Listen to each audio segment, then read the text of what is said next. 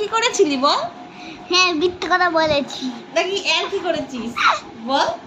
হ্যাঁ কি করেছিস? মিথ্যে কথা। আর কি বলেছিলি আমাকে? দুষ্টুমি করেছিলি আর করবি? দুষ্টুগিরি করবি আর? উঠে বস, ভালো হয়ে বস, বল টাটা। Tata bye.